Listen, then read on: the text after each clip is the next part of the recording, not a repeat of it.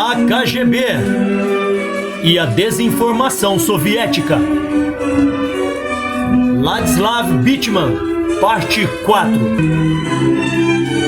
O gigante da espionagem. E aproveite, por favor, deixe seu like, ok? Tem muita gente que ouve e esquece de dar o like. Dê o like, pessoal, para poder subir de relevância e aparecer para mais pessoas.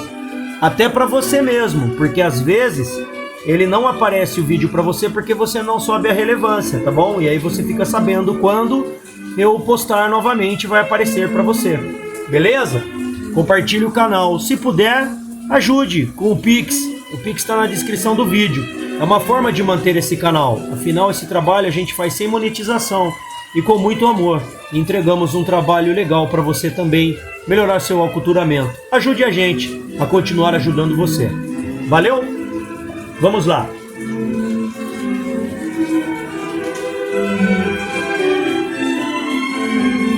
Durante meus 14 anos no serviço de inteligência tchecoslovaco, encontrei muitos agentes soviéticos. Todos tinham forças e fraquezas próprias da natureza humana. Alguns eram chauvinistas ignorantes e politicamente cegos, para quem quer qualquer coisa feita na Rússia era melhor. Outros tinham apenas ideias vagas sobre a natureza complexa do trabalho de inteligência e tentavam disfarçar sua ignorância, se escondendo por trás de sorrisos amarelos e cargos oficiais. Já outros eram profissionais habilidosos que se deleitavam na natureza aventureira e dos benefícios financeiros da profissão e mostravam pouca preocupação a respeito de Stalin, Brezhnev ou a pandecta marxista-leninista.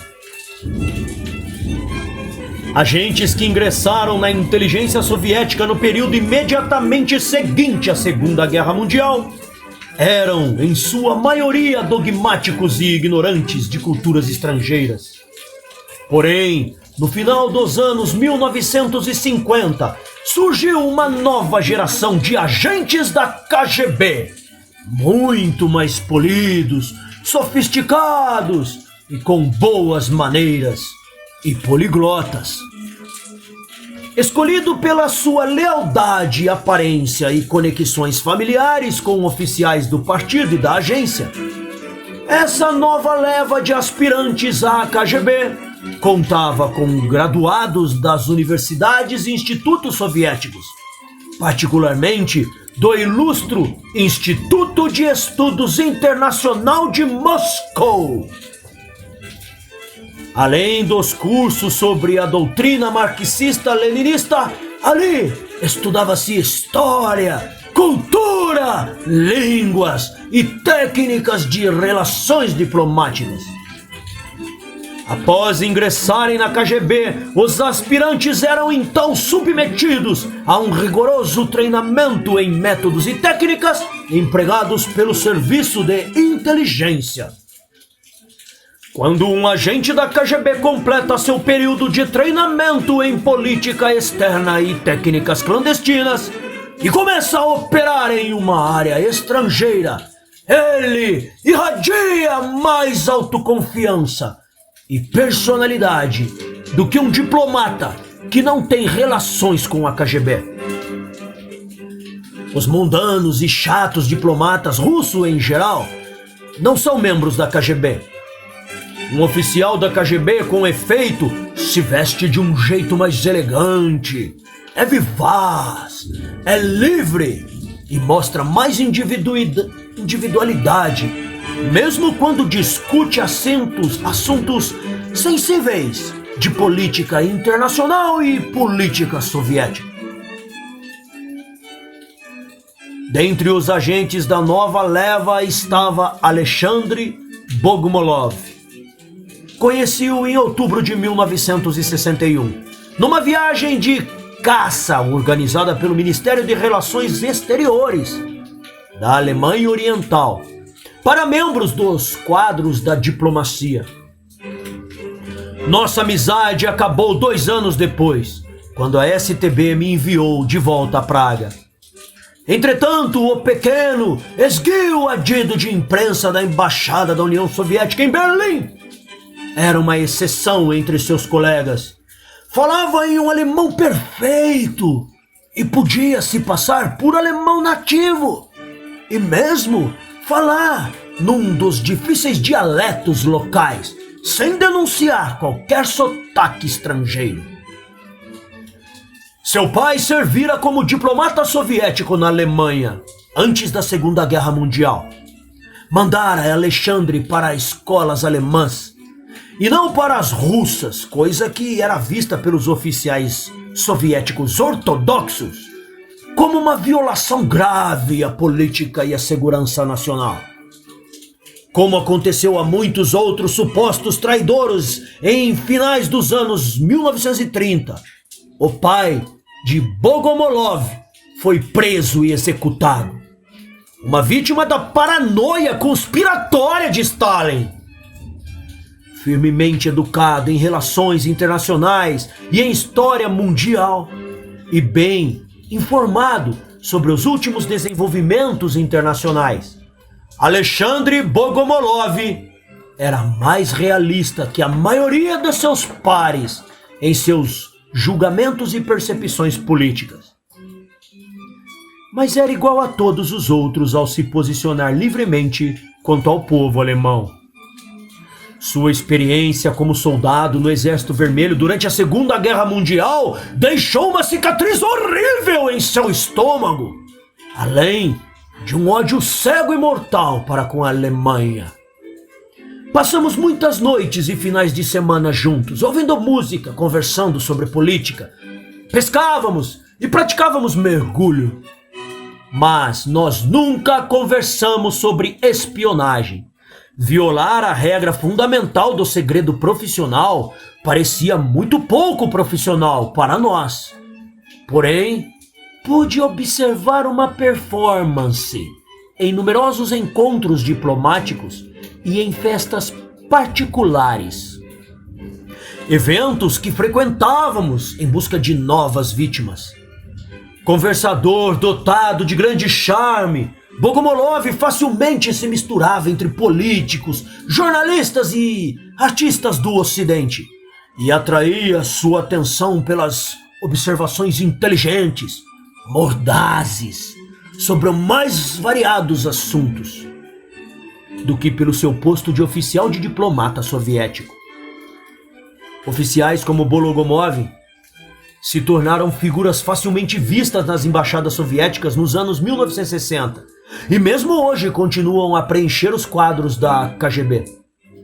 Em comparação com os agentes americanos, os soviéticos têm melhor treinamento nas tradições e costumes das culturas dos países para onde são enviados e mantêm mais contatos com as pessoas do que seus rivais americanos, graças às suas habilidades em imitar padrões de falas locais. Num artigo sobre espionagem soviética na região de São Francisco, o San Francisco Chronicle, em maio de 1978, observou que os funcionários do consulado soviético fazem parte de uma nova geração de espiões meticulosamente treinados e, por vezes, jovens e atraentes. Contam piadas depreciativas em inglês fluente sobre seu próprio país, que acabam com qualquer resistência que possamos ter contra eles. Além disso, seus primeiros contatos são invariavelmente amigáveis, discretos e aparentemente inócuos. Dos 42 funcionários do consulado, pelo menos 14 foram identificados pelo FBI como agentes da KGB. Dentre eles, o vice-cônsul Vasily Klopianov e o vice-cônsul comercial Vladimir Alexandrov. Outro exemplo do novo modelo de agente soviético é Dmitry Yakushkin, que foi diretor do escritório da KGB em Washington, de março de 1975 a janeiro de 1982. uma vez que ele servira por 6 anos como chefe da KGB nas Nações Unidas em Nova York. Seus 12 anos nos Estados Unidos lhe deram conhecimento e perspectiva únicos a respeito do adversário americano. Graduado em ciência econômica e com patente de major-general, Yakushkin, de 58 anos, possui fluência em inglês e é um dos melhores estrategistas da inteligência soviética. Diplomatas americanos descrevem-no como um moderado político supostamente interessado em assuntos ligados aos direitos humanos. A imagem de um comunista moderado com uma face humana é uma das táticas mais elementares empregadas pelos agentes da KGB.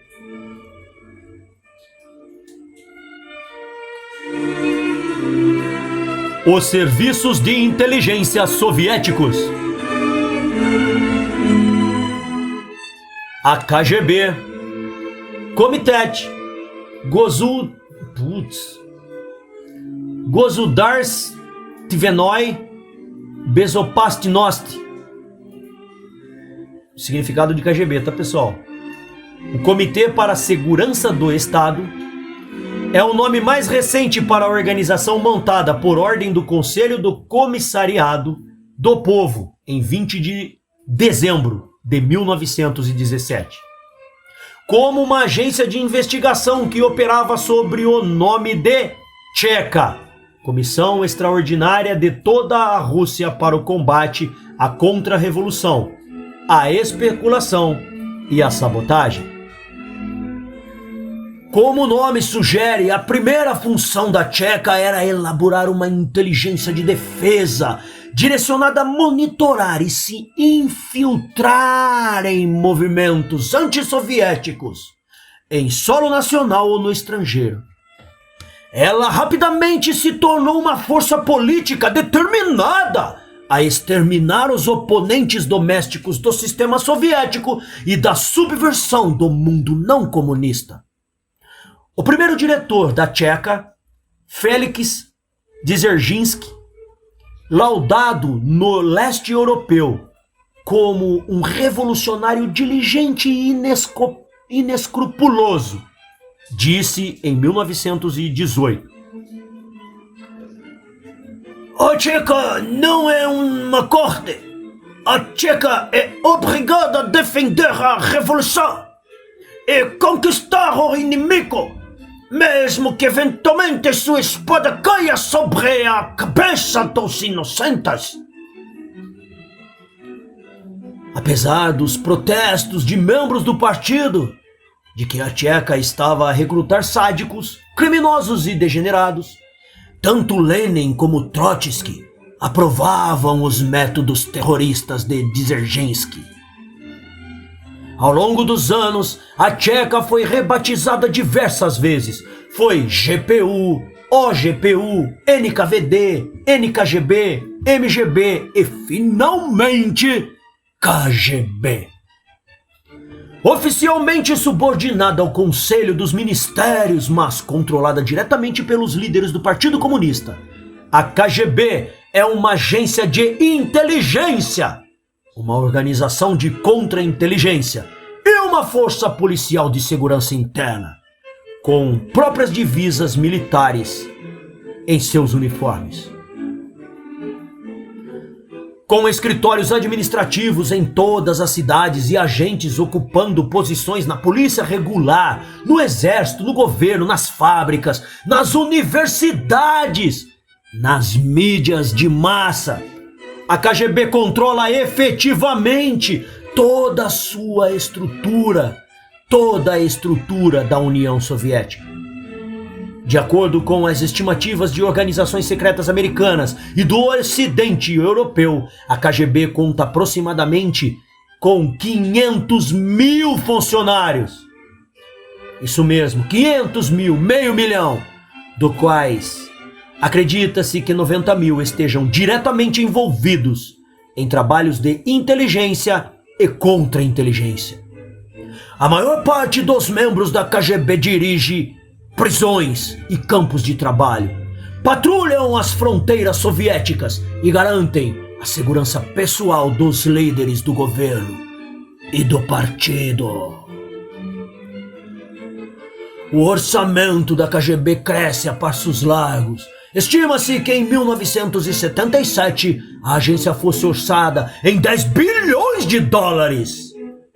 Em contraste, os Estados Unidos naquele mesmo ano gastaram 7 bilhões com a CIA, a NSA e outros órgãos de inteligências combinados. A inteligência externa e a contra-inteligência doméstica americanas estão divididas em muitas agências para prevenir um perigoso acúmulo de poder. Porém, a KGB sintetiza essas duas funções. Ela se divide em vários diretórios, cujo número e funções são mudados de tempos em tempos. O primeiro diretório principal, que soma aproximadamente 20 mil agentes, é responsável por inteligência internacional e ações secretas. Seu diretor é o tenente-general Alexandre M. Sakharovsky. De 1967 a 1982, a KGB por inteiro era comandada por Yuri Vladimirovich Andropov, que se tornou membro pleno do Politburo em 1973. No ano seguinte, ele recebeu Ordem de Lenin pelos serviços revolucionários. Homem de contradições, Andropov era mais inteligente e melhor informado acerca do mundo ocidental do que qualquer outro membro do Politburo.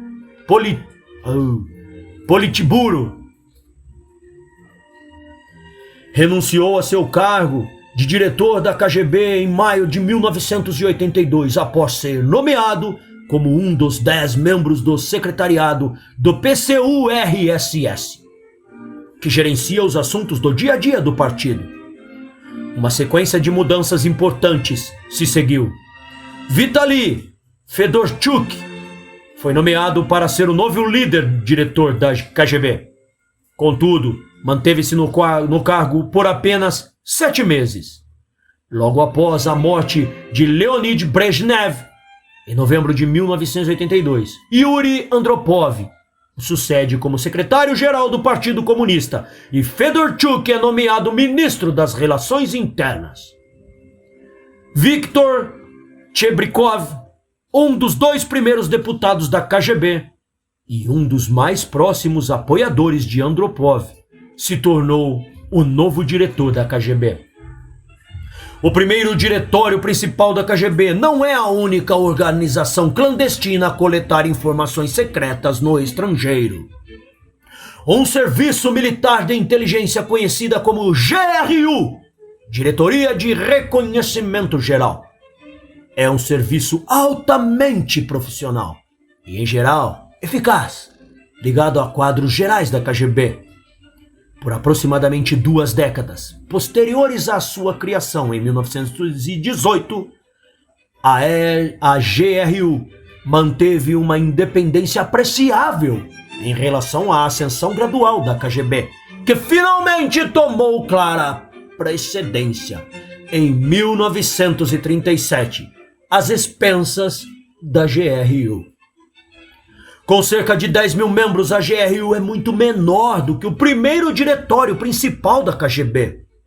E seus quadros são compostos primariamente por oficiais de carreira da Marinha, do Exército e da Aeronáutica, que haviam completado estudos de pós-graduação na Academia Diplomática Militar de Moscou. As transferências ocasionais de membros da KGB para a GRU servem para reforçar os quadros desta última, além de conferirem controle substancial à KGB sobre a sua principal competidora dentro da União Soviética. Entre 1959 a 63, por exemplo, o chefe da GRU foi o general Ivan Serov, ex-diretor da KGB. Como outros serviços militares de inteligência nacionais, a GRU recolhe, analisa, principalmente informação militar. Mas o escopo das suas operações é muito maior.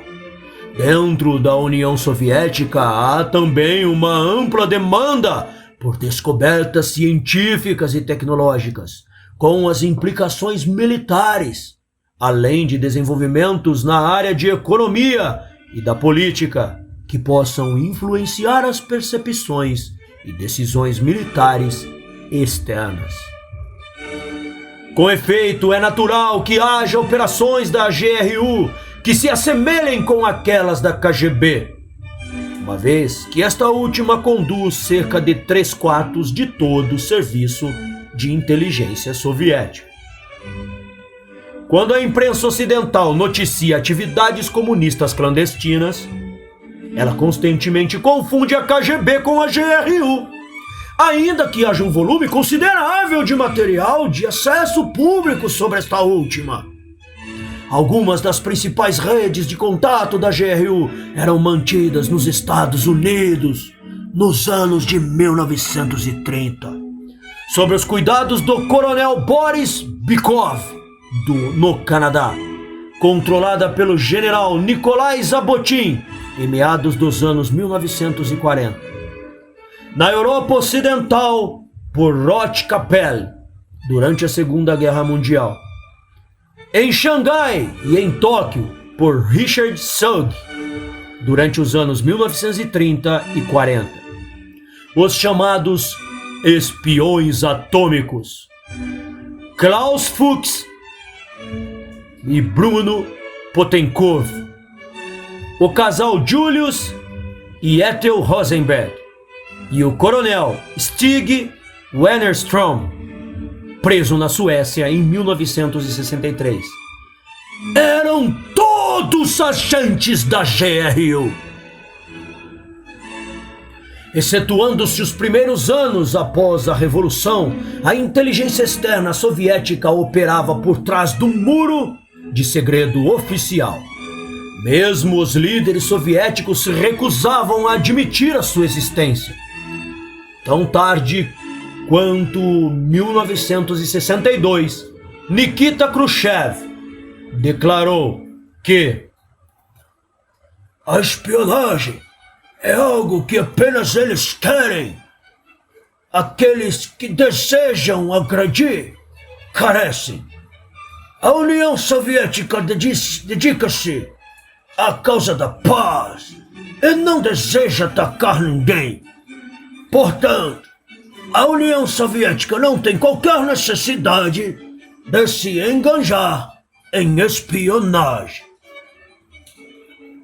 Porém, a partir de 1964, a União Soviética começou a propagandear alguns casos de espionagem do período anterior e corrente à Segunda Guerra Mundial, além de mais alguns do tempo pós-guerra, visando melhorar a imagem da KGB.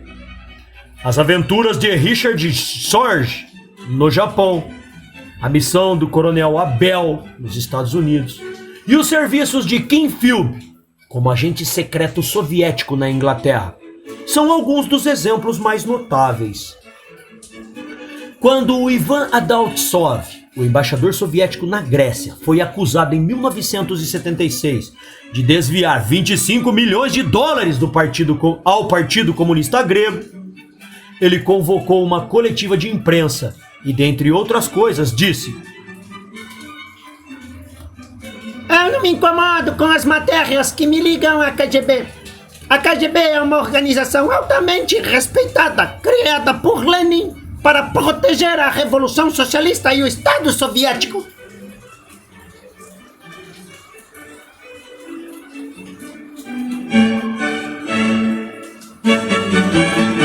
Agentes!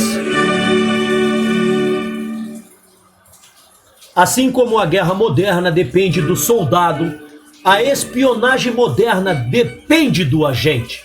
Apesar de sofrer de males incuráveis, tais como a burocratização excessiva e a obsessão com o sigilo, a setorização inflexível, os expurgos políticos e as contínuas deserções, a União Soviética mantém o maior e mais eficiente sistema de inteligência do mundo. Um grande número de agentes foram descobertos nos Estados Unidos, no Ocidente Europeu, no Japão e em variados países do Terceiro Mundo entre 1950 e 1982. Porém, deduz-se logicamente que eles representam apenas uma ínfima porcentagem do total de agentes ainda em atividade. O caso dos 5 de Cambridge, um exemplo clássico de infiltração comunista bem-sucedida na Inglaterra, foi ajudado pela relutância da elite do Ministério de Relações Exteriores britânicos em admitir que seus funcionários seriam capazes de trair o seu próprio país. Donald Maclean e Guy Burgess, 2 diplomatas britânicos que espionavam para a KGB, fugiram para Moscou em maio de 1951 após saberem que a contra-inteligência britânica havia lhes descoberto. Ken Philby, o homem que informou a Maclean e Burgess que haviam sido descobertos, era um ex-funcionário da inteligência britânica que depois servira como correspondente de jornais ingleses no Oriente Médio. Em 1963, também fugiu para Moscou. O quarto dos 5 de Cambridge era Sir Anthony Blunt, conselheiro da Biblioteca da Rainha e respeitado membro da alta sociedade britânica. Foi desmascarado publicamente em novembro de 1979, após a publicação do livro The Climate of Treason, de Andrew Boyle. Blunt atuara como olheiro para a KGB antes da Segunda Guerra Mundial e, entre 1940 e 1945, passara regularmente informações secretas para os russos, enquanto fora membro do Serviço de Inteligência Britânico. Bruno Potencorvo, um cientista atômico italiano e comunista de longa data, que prestou auxílio para os Estados Unidos desenvolver o reator nuclear, a bomba atômica, desapareceu na Europa Oriental, junto com muitos cientistas dos países aliados, em setembro de 1950. Apesar de nenhuma corte americana ter julgado Pontecorvo como culpado de espionagem, não há a menor dúvida de sua culpa. Outro agente que ajudou a Rússia a desenvolver a sua própria bomba atômica foi o físico nuclear britânico Klaus Fuchs, sentenciado a 14 anos de prisão em 1950. Solto em junho de 1959, Fuchs fugiu para a Alemanha Oriental, onde tornou-se o diretor adjunto e depois diretor do Instituto Central de Pesquisas Nuclear em Rossendorf. Heinz Pfalz mantinha um cargo importante no BND, o equivalente alemão à CIA, e por 10 anos forneceu à União Soviética cerca de 15 mil fotogramas de documentos em microfilme, incluindo dados e nomes de agentes alemães ocidentais no leste europeu, códigos, rotas de mensageiros, cópias dos relatórios semanais do BND e relatórios mensais sobre agentes comunistas na Alemanha Ocidental. Pfalz quase destruiu por completo toda e qualquer ação do serviço secreto da Alemanha Ocidental que se tentou empreender na União Soviética. Foi preso em 1961 e condenado a 14 anos de prisão. George Blake oficial da inteligência britânica, nascido na Holanda, foi recrutado pela KGB em 1952. Em 1961, ao ser preso, admitiu que forneceu aos russos um largo número de documentos altamente secretos produzidos pela inteligência britânica. Contudo, passou apenas uma curta temporada na prisão, com a ajuda de um outro detento da KGB. Com a ajuda de um outro detento e da KGB, fugiu em 1966 para o leste europeu, onde ainda reside. A Suécia descobriu em 1963 que o coronel da Força Aérea, Stig-Erik Wennerström, havia confiado aos russos muitas informações sigilosas sobre o sistema de defesa sueco. E durante o período em que trabalhou como adido em Washington, Wennerström lhes fornecera também dados sobre os últimos desenvolvimentos de tecnologia armamentista americana. A justiça sueca sentenciou Wennerström à prisão perpétua. Hermann Lüdke, contra-almirante da Marinha da Alemanha Ocidental e chefe adjunto de logística do alto comando da OTAN, suicidou-se em 1968, após ser identificado como agente comunista. Após a deserção do agente da KGB, Oleg Lialin, que operava em Londres disfarçado como oficial comercial, o governo britânico viu-se obrigado, em 1971, a expulsar 105 diplomatas, oficiais comerciais e mais representantes do governo soviéticos envolvidos em atividades de espionagem. Sami Sharaf, amigo próximo e conselheiro da inteligência do presidente egípcio Gamal Abdel Nasser, fora recrutado como agente comunista no auge das relações entre o Egito e a União Soviética. Continuou agindo como espião até ser preso pelo presidente Anwar el-Sadat em 1971. Através de Sharaf, a KGB controlava a inteligência egípcia e influenciava a maior parte das decisões presidenciais sobre política e práticas internacionais. O general de brigada Jean-Louis Jean-Marie, acho que é isso, Jean-Louis Jean-Marie, é isso aí, francês, vamos de novo.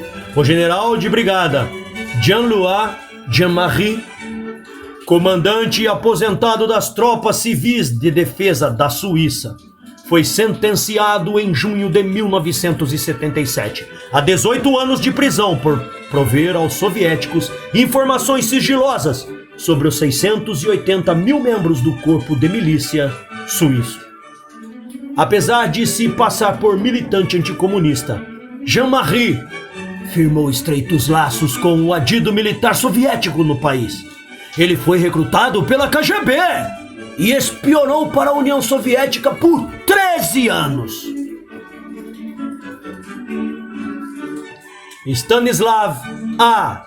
Levchenko, um agente da KGB que trabalhou no Japão disfarçado de correspondente da revista Novoye Vremya, Novos Tempos, até sua fuga para os Estados Unidos em 1979.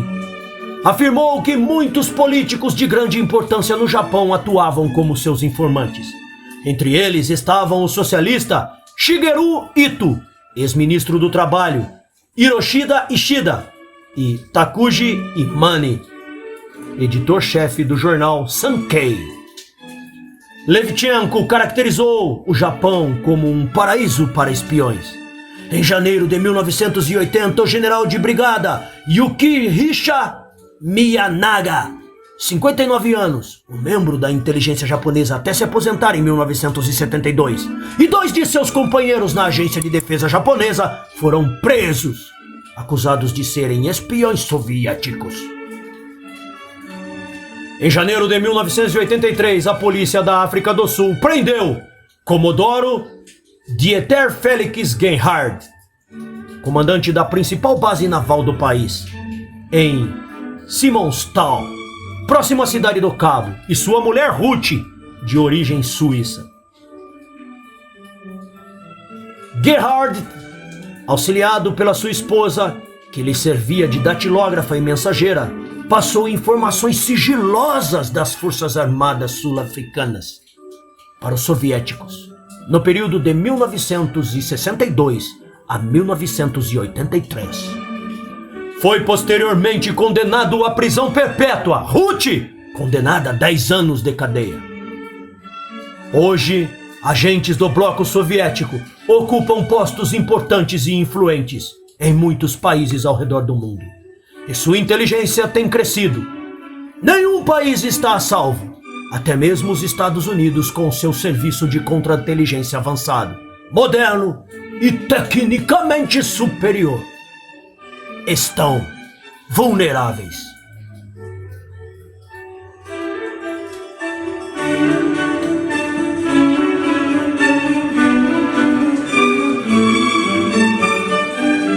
O principal inimigo. Desde 1917, os Estados Unidos têm sido um alvo importante da inteligência soviética. Porém, somente a partir da Segunda Guerra Mundial passou a ser considerado o principal inimigo. No início, os soviéticos dependiam fortemente de agentes, dentre os membros do Partido Comunista e simpatizantes políticos. Contudo, nas últimas 3 décadas, a maior fonte das informações secretas tem sido mercenários ou vítimas de chantagem política. Quando os primeiros agentes soviéticos chegaram aos Estados Unidos no início dos anos 1920, encontraram um problema que não havia em nenhum outro país ocidental. Muitos membros do Partido Comunista Americano eram analfabetos recém-imigrados, sem qualquer acesso a informações sigilosas e sem qualquer contato importante com os membros da classe trabalhadora americana. Em 1925, o partido possuía míseros 13.325 membros.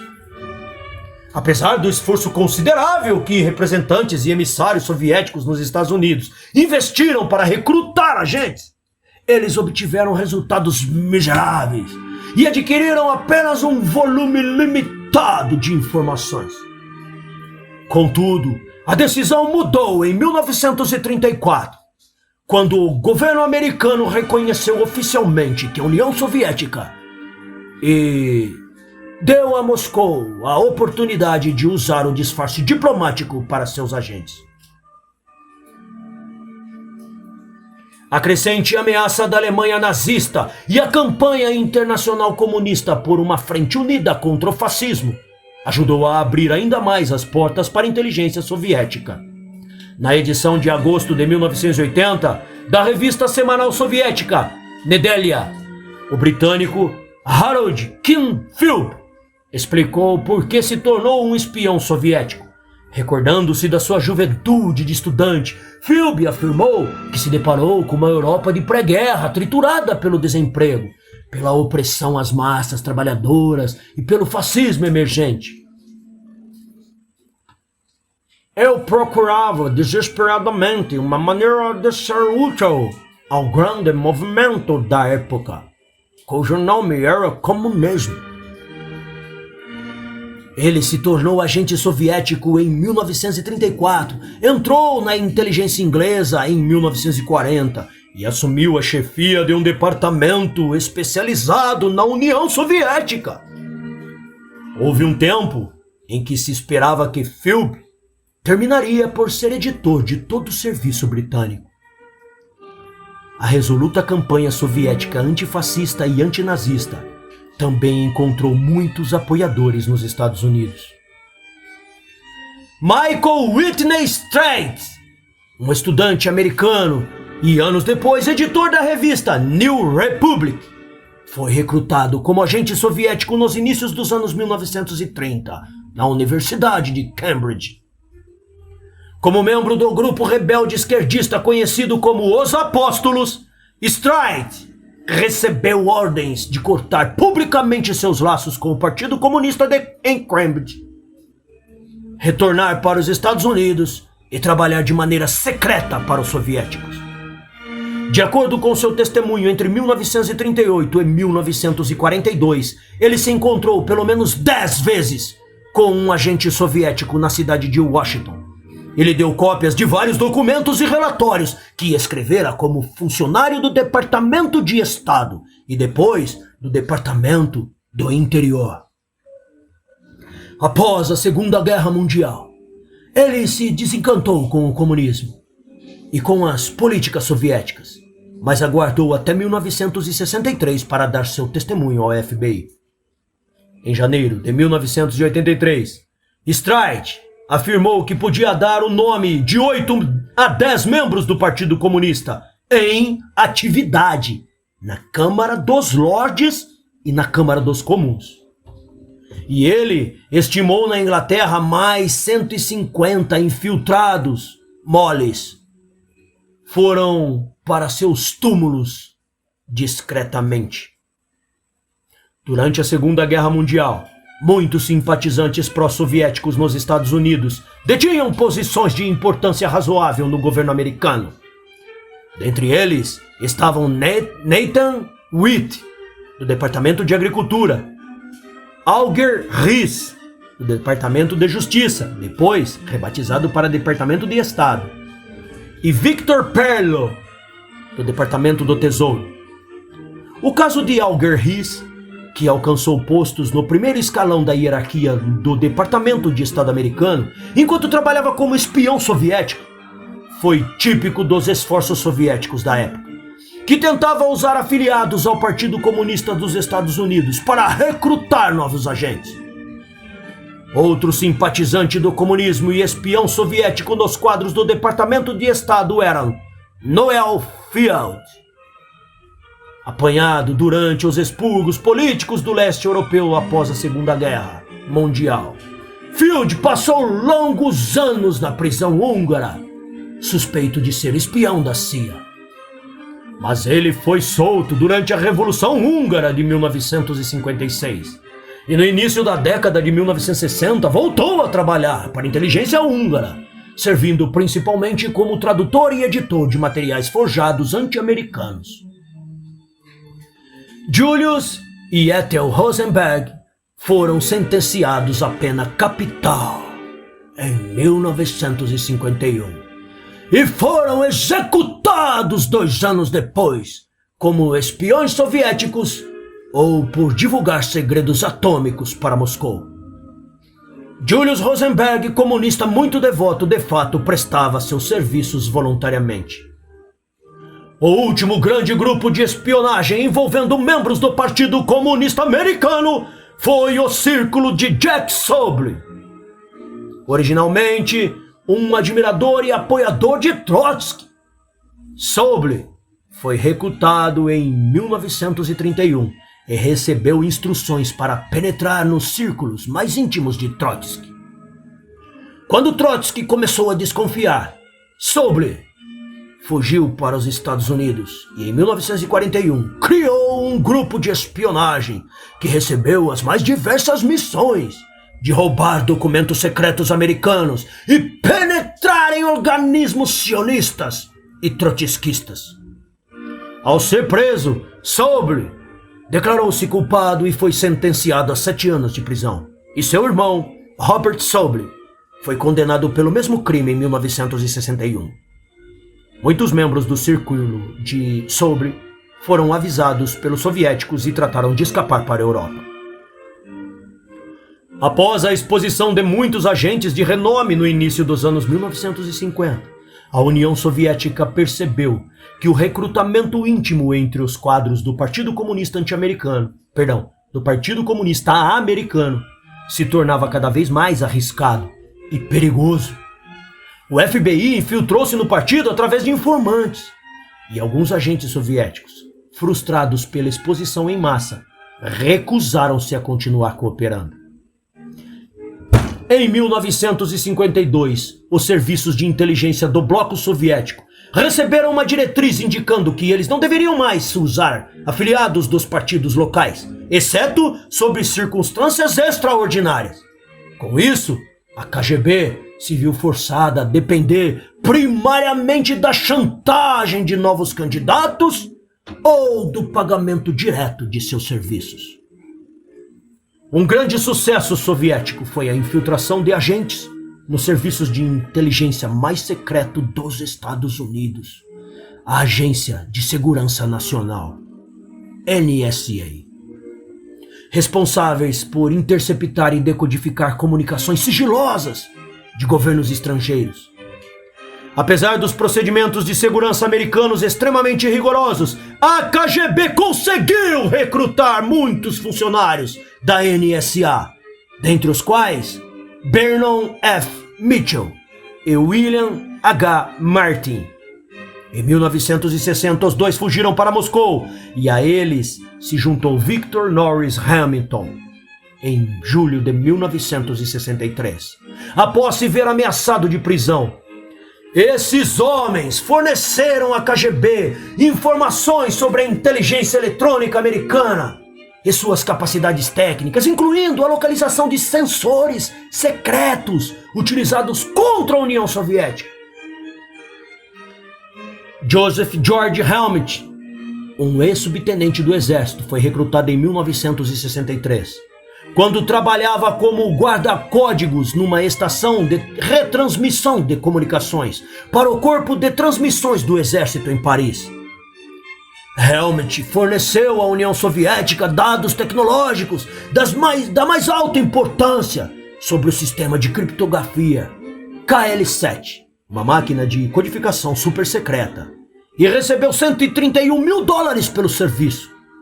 No total, Helmut espionou os Estados Unidos por mais de 17 anos e causou sérios problemas para a segurança americana. Foi sentenciado à prisão perpétua em outubro de 1981. A síndrome do Vietnã penetrou os campi universitários, os escritórios do Congresso, o FBI e a CIA. O caso Watergate e a subsequente investigação das agências de segurança americanas desmoralizou ainda mais os flancos da burocracia de Washington e introduziu o mais recente período de penetração soviética. Apesar de, a partir de 1975, a União Soviética ter intensificado substancialmente seus esforços na colina do Capitólio, ela não depende de ajuda direta dos senadores e congressistas. De um ponto de vista operacional, é mais fácil abordar assessores, pois eles geralmente sabem tantas informações quanto os próprios congressistas. Além de que comissões seletas, como o Comitê de Relações Exteriores do Senado, recebem cópias do National Intelligence Day, publicado pela CIA e preparado para o presidente. Apesar de informações sigilosas sobre a política americana ainda estarem em demanda, elas não são a prioridade número 1. O granjeio de informações militares, científicas e tecnológicas são mais importantes. Por um preço relativamente baixo, agentes da KGB compram dados científicos que custariam ao governo soviético centenas de milhares de dólares para serem desenvolvidos em seus próprios centros de pesquisas. Dados científicos e tecnológicos são também sistematicamente escolhidos por acadêmicos, engenheiros e estudantes soviéticos que visitam o país, em sua maioria especialistas na área das ciências físicas. Em 1977, a KGB se infiltrou com sucesso na TRW Defense and Space System Group, uma empreiteira da Califórnia especializada em defesa, e extraíram informações secretas sobre os processos comunicacionais americanos. Christopher John Boyce, um ex-funcionário da TRW, e seu sócio Andrew Dalton Lee foram condenados por vender informações preciosas para os agentes soviéticos na cidade do México por $70 mil. Um ano depois, numa grande operação de espionagem, a KGB adquiriu um manual do sistema de vigilância americano via satélite por meio de William P. Campbell, um jovem de 23 anos, ex-escriturário da CIA, que abandonara a agência quando foi incapaz de se tornar um espião de verdade. Nas 2 últimas décadas, a inteligência eletrônica se tornou uma importante fonte de informação, tanto para a inteligência americana como para a inteligência soviética. Os Estados Unidos, por exemplo, desenvolveram há alguns anos atrás a capacidade de escutar, via satélite, posicionado sobre Moscou, as conversas de líderes soviéticos, através de rádios telefones instalados em suas limusines. E os soviéticos, graças à tecnologia americana, iniciaram uma operação semelhante em Washington e Nova York. Agentes da NSA, que também é responsável pela segurança da comunicação doméstica, descobriram em 1974 que os soviéticos estavam interceptando e gravando conversas telefônicas entre membros do governo americano, líderes militares e até mesmo de cidadãos comuns dentro dos Estados Unidos. Em novembro de 1977, o presidente Jimmy Carter, após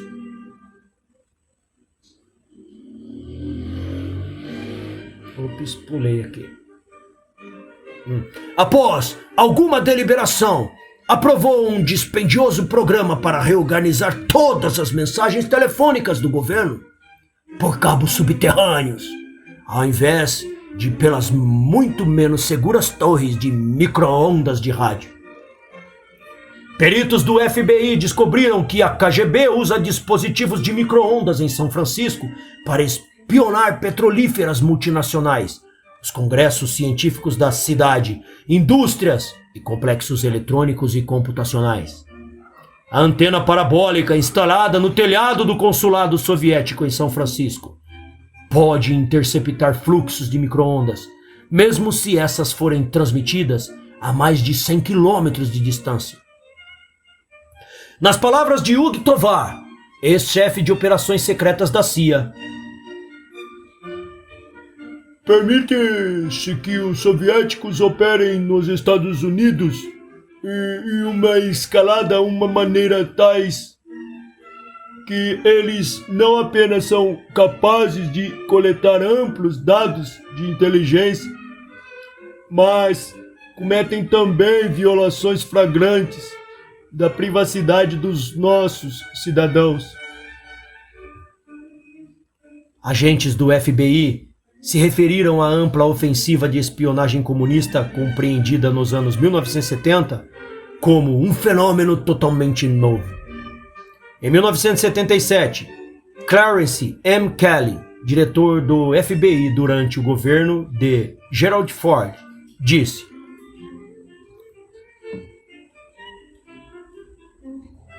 "O volume da presença cultural, negocial e diplomática do bloco comunista neste país aumentou de maneira dramática em anos recentes.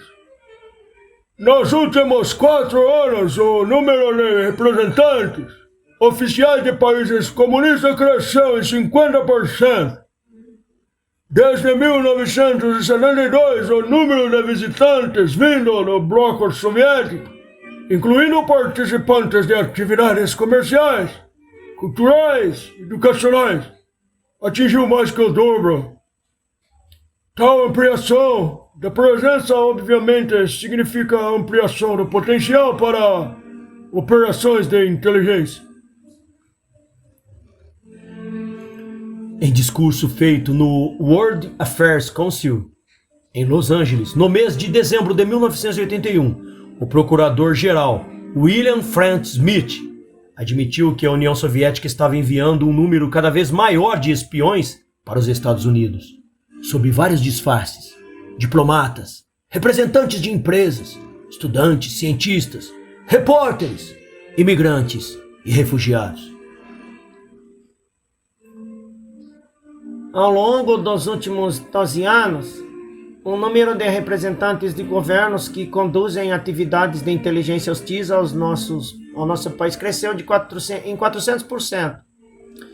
Se de 1973 a imigração soviética para cá era virtualmente nula, Desde então, ela aumentou cerca de 150 mil pessoas. A mais recente, um vasto fluxo de refugiados cubanos que somente no último ano excedeu o número de 100 mil. Acreditamos que uma pequena, porém significativa, fração desses refugiados recentes seja composta por agentes da inteligência russa e cubana. Em janeiro de 1982, o diretor do FBI, William Webster, confirmou que há um acréscimo excessivo no número de indivíduos estrangeiros treinados em inteligência aqui nos Estados Unidos, a maior parte sob disfarce diplomático. Por anos, o FBI conseguiu identificar suspeitos de espionagens individualmente. Porém, no início dos anos 1980, o número de agentes soviéticos do bloco soviético aumentou ao ponto de o pessoal da contra-inteligência do FBI se ver em larga desvantagem. Outros países ocidentais passaram por experiências similares. Perturbada pela rápida expansão da rede de espionagem soviética, que passou de 200 para 700 pessoas em 10 anos. A França, em inícios de abril de 1983, expulsou 47 agentes da KGB que atuaram sob disfarces oficiais, como diplomatas, jornalistas e representantes comerciais. Essa ação foi comparável somente à expulsão de 105 espiões soviéticos da Inglaterra em 1971. O governo francês afirmou que os soviéticos estavam enganjados em uma busca sistemática por informações tecnológicas e científicas, particularmente na área militar. É bem óbvio que o potencial da KGB no Ocidente é muito superior às capacidades das ações secretas dos Estados Unidos e seus aliados dentro da União Soviética. Ademais, o potencial da KGB é ainda mais sublinhado por oficiais e agentes de organizações de inteligência satélites. Em 1970, a União Soviética e seus aliados tinham menos de 1.000 diplomatas, representantes comerciais e jornalistas alocados nos Estados Unidos. Porém, em 1975, o número havia crescido para 1.700 e em 79 chegaram a 1.900 indivíduos. Desses, mais de 500 foram identificados positivamente como agentes de inteligência. Considerando-se que os Estados Unidos são o principal alvo, estima-se que pelo menos 50% dos representantes nesse país se enganjem em tarefas clandestinas. Além dos agentes de fato alocados no território continental dos Estados Unidos, a inteligência soviética também usa o México e o Canadá como bases de espionagem. O número sem precedentes de agente da KGB usando esse tipo de disfarce é apenas uma parte do panorama geral. Oficiais do FBI admitem que não podem monitorar as atividades de todos os indivíduos vindo de países do bloco soviético que entram nos Estados Unidos anualmente. Em 1978, mais de 30 mil cientistas russos e outros visitantes vieram aos Estados Unidos. Desses, 60% a 70% tinham algum tipo de missão de inteligência. As sucursais estrangeiras da Agência Telegráfica da União Soviética, TASS, são famosas pelo excesso de pessoal, de forma a prover cobertura para os agentes da KGB. Ilya Djirkvelov, um ex-agente da KGB e correspondente da TASS, que desertou para a Inglaterra em abril de 1980, afirmou que todos os correspondentes soviéticos no exterior são agentes da KGB, em maior ou em menor grau. O jornalista soviético é, por definição, um agente de influência política. Quer ele trabalhe diretamente para a KGB, quer não. Alguns correspondentes são simplesmente jornalistas, enquanto outras são simplesmente agentes do KGB. que usam o jornalismo como disfarce, ou que são simplesmente jornalistas, mandam suas informações para o TASS, enquanto os jornalistas da KGB têm seus próprios canais. Mas, em última análise, os dois fazem exatamente a mesma coisa. Todos os correspondentes soviéticos são agentes da KGB, em algum grau, e todos reportam para Moscou as conversas que tiveram com as pessoas no Ocidente. Agências internacionais, incluindo a ONU, também estão entre os disfarces favoritos da KGB, de acordo com Arkady N. Shevchenko, o principal diplomata de Moscou na ONU, que desertou para os Estados Unidos em 1978. Aproximadamente metade da delegação russa na ONU, composta por 100 membros, é espiã. Especialistas em inteligência da Europa Ocidental estimam que cerca de 130 agentes da KGB trabalham em escritórios da ONU na Europa. A título de exemplo, altamente sensível, cargo de diretor de pessoal no Escritório Europeu das Nações Unidas em Genebra é ocupado, desde 1978, por Geli Dneprovsky, um agente da KGB. O cargo dá à inteligência soviética acesso direto a arquivos confidenciais de aproximadamente 3.000 funcionários da ONU. Todo serviço de inteligência, um serviço de inteligência comunista e particular, é influenciado pelo sistema político ao qual presta serviço. Em países comunistas, o aparato de inteligência é ideologicamente aliado aos membros mais conservadores do partido e do governo, já que estes parecem providenciar a melhor proteção possível. Contudo, ao lidar com seus contatos no Ocidente, os agentes da KGB costumam exprimir visões mais liberais do que diplomatas soviéticos regulares. Mas essa é a tática usada primeiramente para ganhar a confiança de um indivíduo-alvo, e não para exprimir um afastamento ideológico da ortodoxia marxista-leninista. Os agentes da KGB, em sua maior parte, são profissionalmente competentes e cínicos. E como diz Donald Jameson, ex-especialistas em operações secretas da CIA, deve-se também delinear a diferença entre os seus avós de profissão, os agentes do Comintern. Os avós eram crentes, os jovens não são. Eles são oficiais profissionais da inteligência da União Soviética. Eles querem poder. Seus avós, na maior parte deles, pensavam que estavam servindo a humanidade. Mais que o marxismo-leninismo, é o nacionalismo russo o fator que motiva os agentes da KGB. O orgulho nacionalista é um sentimento de contribuir de maneira especial ao bem-estar e ao crescimento da mãe russa. Legitima o poder dos agentes da KGB e simplifica a sua identificação com a política externa expansionista do Kremlin. Patentes militares, altos salários, acesso a moedas estrangeiras e aposentadoria precoce são privilégios da KGB, gozados por bem poucos profissionais na União Soviética.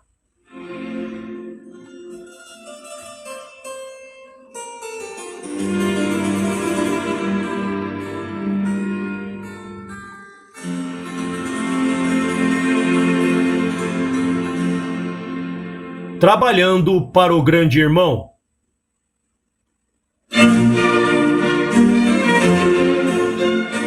Na alta sociedade de Washington, referia-se a Teófilo Acosta, homem másculo, elegantemente vestido, como alguém melífluo, sociável, a vida da festa, e um conquistador nato.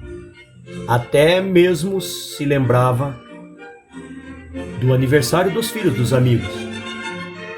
Os arquivos da inteligência americana afirmam em linguagem mais prosaica que Acosta é um agente do Diretório Geral de Informações, operando nos Estados Unidos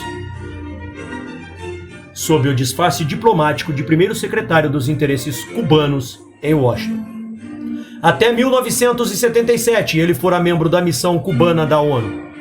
Desde sua chegada aos Estados Unidos em 1970, Acosta desenvolveu um amplo círculo de contatos entre políticos, empresários, acadêmicos e jornalistas, muitos dos quais aparentemente não se preocupavam com sua missão de inteligência. Se a missão dele é fazer amigos para Cuba, ele fez um bom trabalho, disse Frank Mankiewicz, então diretor da National Public Radio, frisando que ele não achava que Acosta fosse espião. Imagino que qualquer diplomata tenha lealdades patrióticas maiores. O charmoso cubano desenvolveu como um cubano, um comunista, um ser humano nessa ordem. É um dos principais agentes da inteligência do bloco soviético.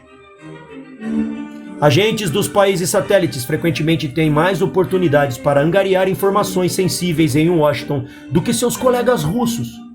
Membros da assessoria do Congresso americano que jamais iriam almoçar com alguém que trabalhasse na embaixada russa falam abertamente com diplomatas húngaros ou polacos. Muitos esquerdistas americanos, especialmente do meio radical chic, consideram o marxismo-leninismo uma doutrina chata e ignoram a União Soviética. Mas Cuba os intriga. Alguns deles já visitaram Cuba como membros da assim chamada Brigada Venceremos para cortar cana-de-açúcar. Após um cuidadoso trabalho de pesquisa entre os participantes, a inteligência cubana seleciona candidatos viáveis que podem vir um dia a ocupar cargos no governo americano ou a servir em outro trabalho de inteligência e tenta recrutá-los tanto durante a sua estadia em Cuba quanto posteriormente nos Estados Unidos. Muitos cidadãos vindos do leste europeu ou de Cuba que vivem em países da Europa Ocidental, no Canadá e particularmente nos Estados Unidos mantêm laços sentimentais com as terras de seus ancestrais. Ao recrutar cidadãos da Alemanha Ocidental, por exemplo, o serviço da Alemanha Oriental joga com o sentimento de que esses indivíduos trabalhariam para uma outra Alemanha, mais do que para a União Soviética. Amplas minorias polacas, eslovacas e húngaras que vivem nos Estados Unidos são consideradas importantes veículos de penetração do Congresso e em agências federais estratégicas, como o Departamento de Estado, o Departamento de Defesa, o FBI e a CIA. Quando eles são chantageados e ameaçados com represárias, seus parentes em países comunistas, algumas das vítimas selecionadas, concordam em se tornar espiões. Em países em desenvolvimento, a presença secreta da KGB Serviços é também aumentada pelo pessoal de organização de inteligência satélites do leste europeu e de Cuba. Países do terceiro mundo veem diplomatas técnicos ou conselheiros tchecos ou da Alemanha Oriental mais como representantes de pequenos países socialistas do que como marionetes soviéticas. Isso é particularmente verdadeiro a respeito dos cubanos. Apesar de alguns revolucionários do terceiro mundo e na subcultura radical na Europa Ocidental e nos Estados Unidos terem antipatia ao tipo soviético de socialismo, eles mantêm contato com a inteligência cubana e pensam ingenuamente que estão livres da influência soviética. Os Whitterman, por exemplo, no início da década de 1970, receberam instruções regulares da inteligência cubana através de um de seus agentes ligado à missão cubana nas Nações Unidas. E a missão cubana foi por algum tempo um ponto de contato com os afiliados dos Whitterman. A imprensa ocidental tende a subestimar o papel dos serviços de inteligência satélites. Ela se foca pontualmente na KGB, mas largamente ignora os serviços da Alemanha Oriental, da Tchecoslováquia, da Polônia, da Hungria, da Bulgária e da Cuba. E de Cuba. embora esses serviços tenham feito importantes melhorias nas suas técnicas e nas suas operações. Os serviços satélites são formalmente subordinados aos seus governos, mas na realidade eles são dirigidos e explorados pela KGB. A inteligência soviética é informada de cada aspecto principal das suas atividades, e conselheiros russos, chamados de oficiais de ligação, participam planejando as operações mais importantes e acessando seus resultados. Nenhuma decisão importante é tomada sem eles. Cada serviço de inteligência satélite adere a uma cadeia de comando formada por 3 partes. Cada serviço é oficialmente subordinado ao ministro do Interior, ou à Segurança do Estado, e ao primeiro-ministro de um determinado país. A segunda linha de subordinação vai do serviço de inteligência diretamente ao secretariado do Comitê Central do Partido Comunista. E a terceira e mais importante linha conduz aos quartéis-generais da KGB em Moscou. A aplicação da versão soviética do internacionalismo proletário às relações entre os serviços de inteligência soviéticos e satélites é baseada nos conceitos de interesses nacionais e responsabilidades internacionais de cada serviço. Sob o rótulo das obrigações internacionais está escondido o imperativo da obediência absoluta e do cumprimento dos objetivos e ordens de Moscou. Diretrizes de longo prazo vindas de Moscou são geralmente enviadas aos comandantes em correspondências oficiais ou em consultas regulares entre a KGB e representantes satélites. E conselheiros soviéticos participam da supervisão diária. Até meado dos anos 1960, eles supervisionaram o planejamento e execução de toda a operação no exterior, e suas instruções eram inquestionáveis, mas desde então seu número tem sido gradualmente reduzido, e eles se concentram apenas a operações mais importantes. Os conselheiros são secretamente ridicularizados pelos oficiais dos serviços satélites, mas suas capacidades profissionais costumam ser muito altas. A maior parte deles passou anos no exterior, trabalhando como agentes em operações ou como chefes de escritórios. O tratamento por eles dispensado é cordial, mas mantém uma distância respeitosa entre si e os oficiais de carreira dos serviços satélites. Ademais, vivem vidas pessoais muito privadas, de maneira isolada em relação à população local. Outra forma de controle é a Escola de Inteligência Soviética em Moscou. A partir do início dos anos 1950, candidatos postos na burocracia da espionagem satélite foram enviados para cursos de 2 anos, posteriormente 1 ano, nessa meca de ciência de espionagem. Ao invés de manter uma escola para todos os satélites, a KGB segue regras estritas de conspiração e separa os estudantes em vários campos de treinamento, de acordo com as suas nacionalidades. Os custos destes cursos, incluindo o salário dos instrutores, da segurança e do acomodamento, são cobertos pelos governos satélites. A escola provê uma instrução profissional medíocre em técnicas elementares de espionagem e administra altas doses de doutrinação ideológica. Por outro lado, ela dá uma chance única para os soviéticos se familiarizarem com a elite dos serviços satélites, analisarem suas forças e fraquezas e, sobretudo, medirem seu grau de confiança política. O valor dessas informações foi posto à prova na Hungria em 1956 e na Tchecoslováquia em 1968. Um artigo publicado na revista Time em 6 de fevereiro de 1978 analisou comparativamente as forças e as fraquezas das operações de inteligência americanas e soviéticas e mencionou a KGB e as organizações polaca e Tchecoslováquia entre os 10 maiores serviços do mundo. Contudo, os autores subestimaram totalmente o Stasi apesar de, no leste europeu, ser superada somente pela KGB. Durante a primeira década após seu nascimento, em 1949, o serviço da Alemanha Oriental trabalhou sobretudo contra a República Federal Alemã e contra as forças de ocupação ocidentais. O aumento do reconhecimento diplomático conferido à República Democrática Alemã por países em desenvolvimento desde os começos dos anos 60 realçou a força e a influência da inteligência alemã oriental nesses países. Por alguns anos, a Alemanha Oriental desempenhou um papel com a União Soviética e Cuba em prover ajuda técnica e militar para certas nações africanas, além de seguranças internas e apoio para alguns movimentos de libertação negra. Contudo, a República Federal Alemã continua sendo o principal e mais vulnerável alvo.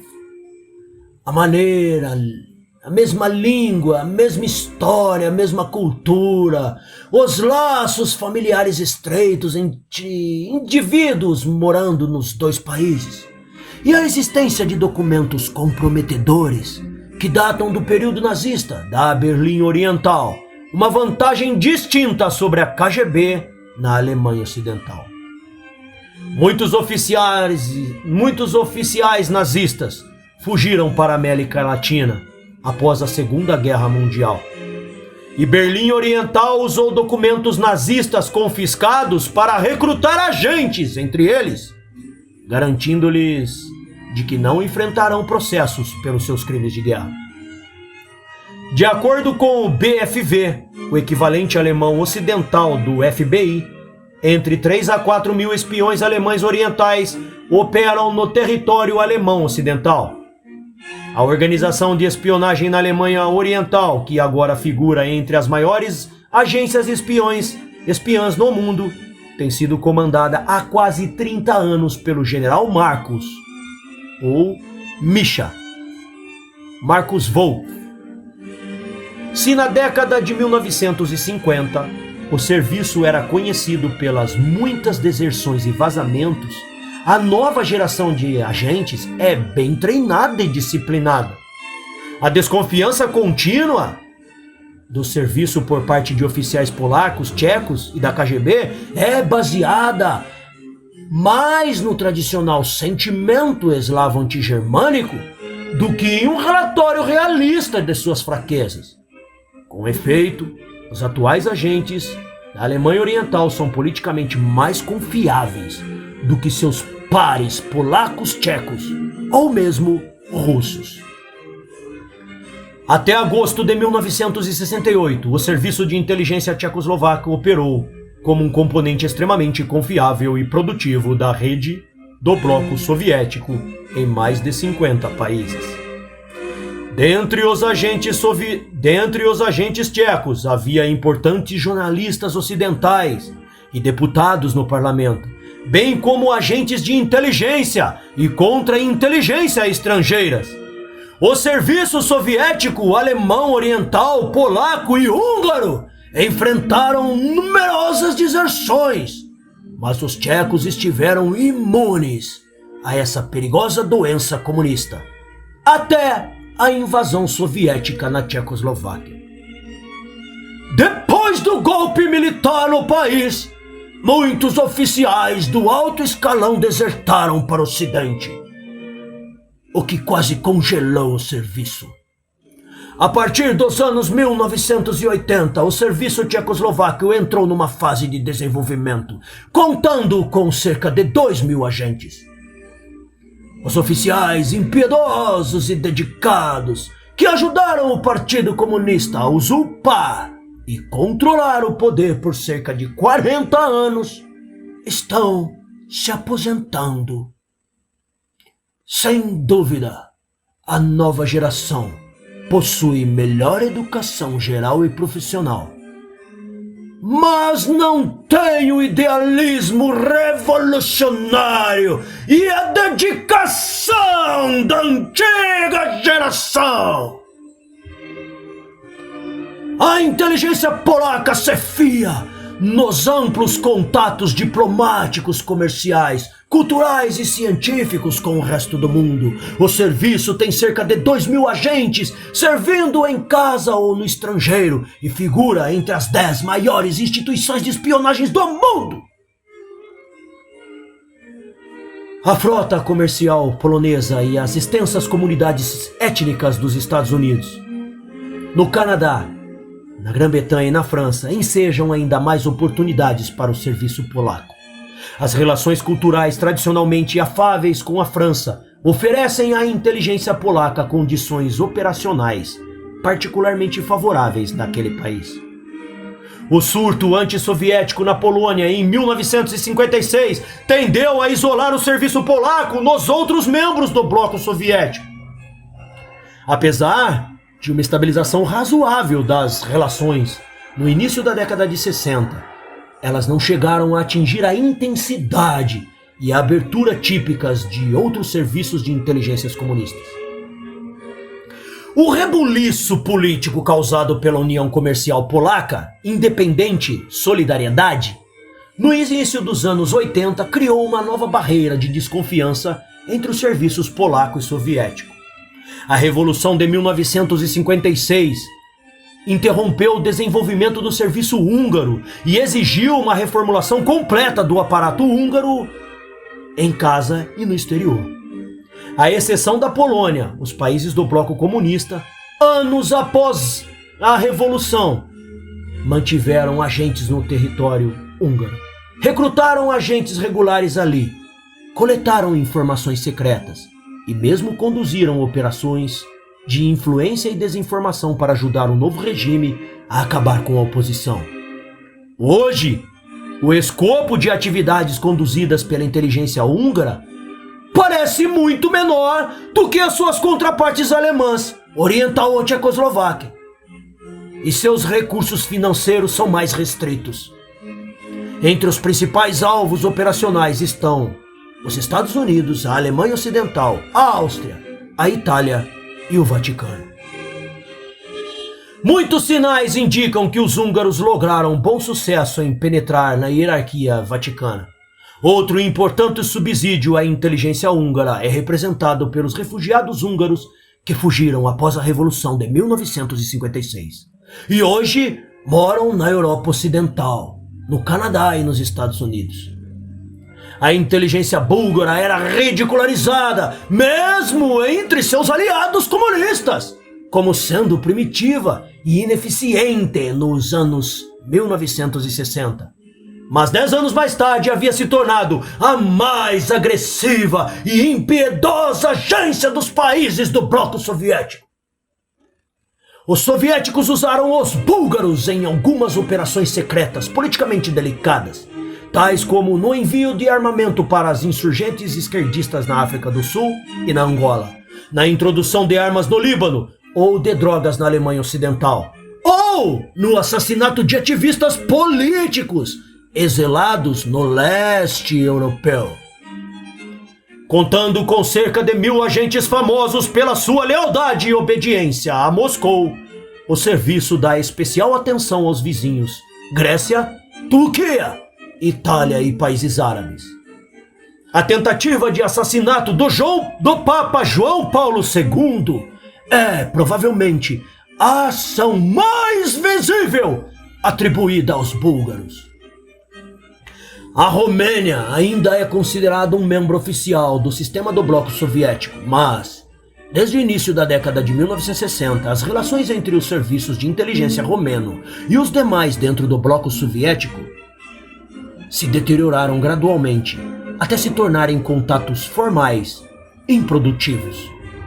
Os parcos relatórios enviados de Bucareste para Moscou provam somente que os romenos ainda se consideram parte da comunidade do leste europeu. Mas é apenas um gesto defensivo. A KGB não conhece a identidade dos agentes romenos. E os materiais relacionados à política externa não ortodoxa romena permanecem trancados em Bucareste. A inteligência cubana foi criada logo após a Revolução, com o auxílio de especialistas tchecos e não soviéticos.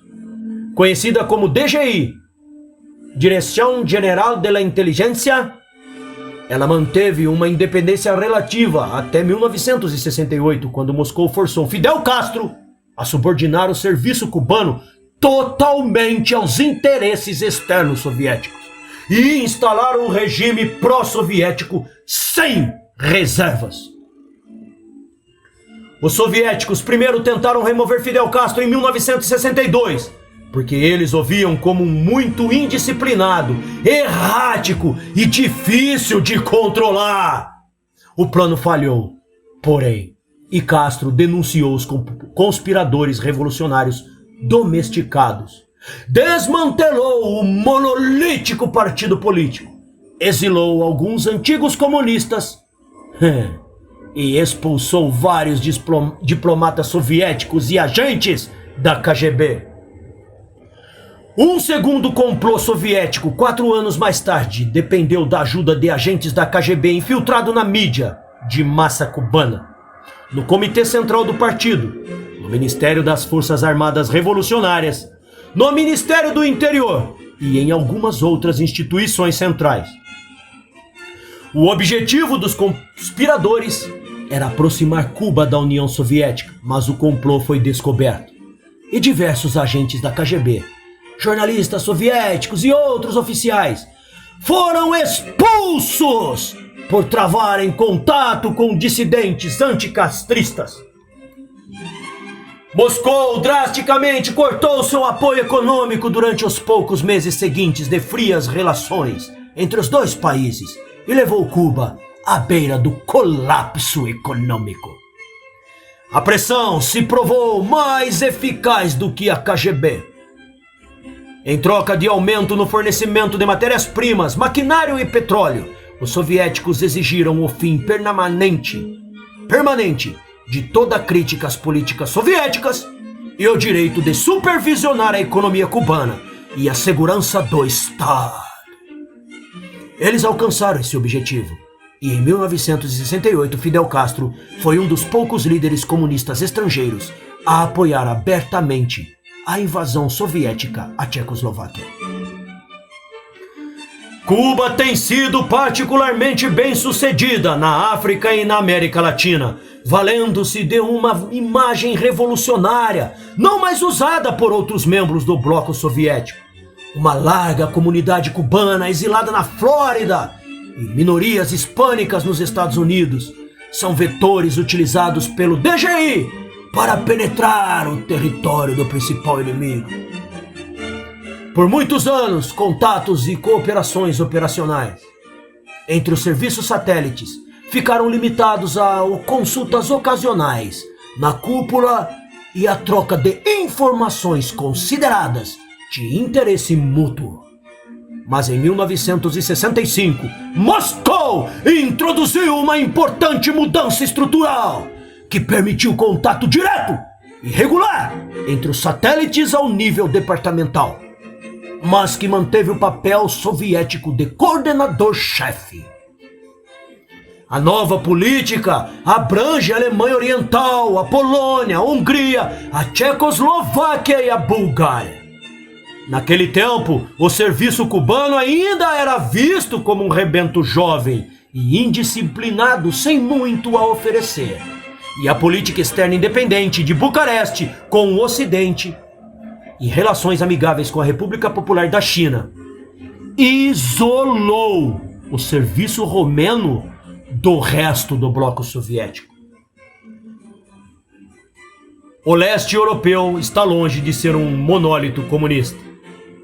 Fricções, rachaduras causadas por questões várias ocasionam problemas consideráveis entre a União Soviética e seus satélites.